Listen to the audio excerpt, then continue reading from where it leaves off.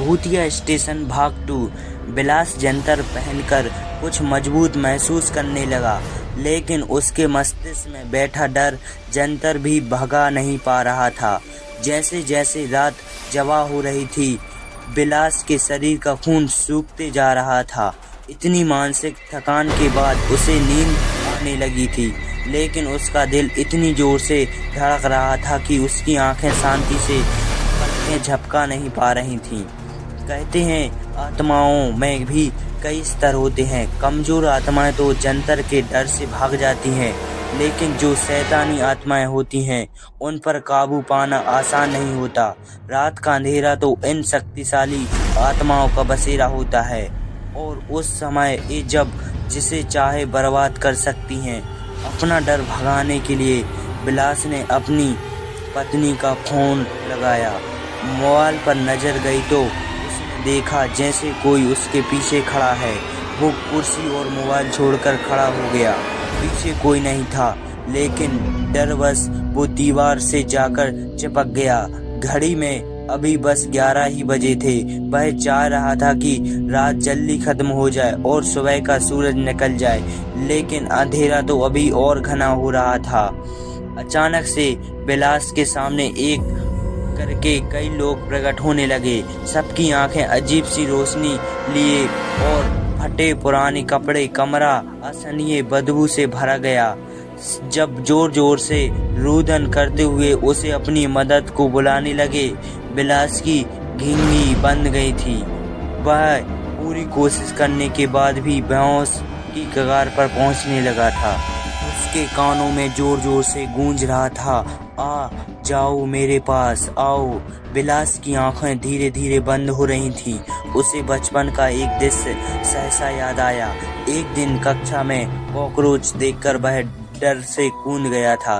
तब बच्चों ने उसका खूब मजाक बनाया था। रोते रोते जब वह घर पहुंचा, तब माँ ने बड़े प्यार से समझाया कि डर को अपने से ज्यादा मजबूत मत होने दो। डर डर के जीने के लिए इंसान पैदा नहीं हुआ है। आसमान से लेकर समंदर की गहराई को मापने वाला इंसान अगर डरने लगे तो इंसानियत का अस्तित्व ही खत्म हो जाएगा।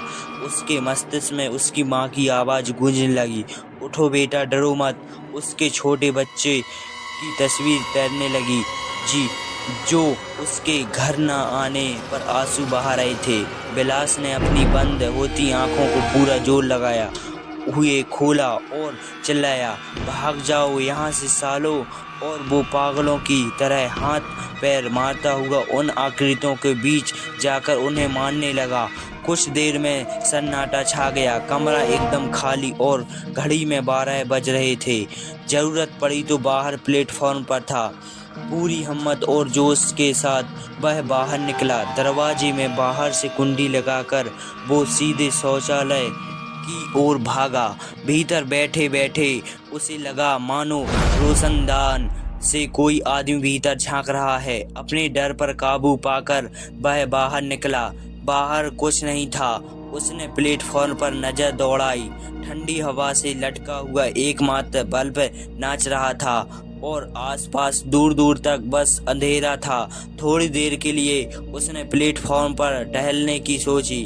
कितना खूबसूरत लग रहा था उसे वह सुनसान स्टेशन, शहर की भागदौड़ से दूर। तभी उसने प्लेटफॉर्म पर टहलने की सोची। कितना खूबसूरत लग रहा था उसे वह सुनसान स्टेशन, शहर की भागदौड़ से दूर। तभी उसे लगा जैसे प्लेटफॉर्म के बीच पर कोई महिला बैठी है। पास जाने पर उसने देखा कि वह सिर झुकाकर रो रही है।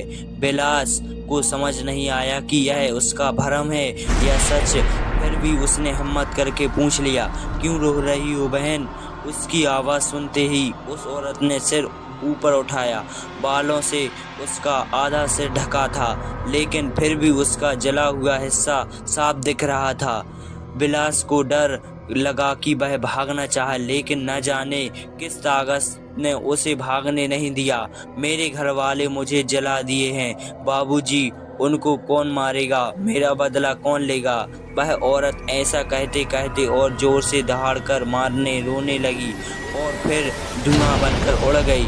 बिलास पसीने पोंछते हुए भीतर कमरे में आया और लाइट और झंडा लेकर फिर प्लेटफॉर्म पर चला गया। ट्रेन अपने समय पर आकर हरहराती हुई आगे निकल गई।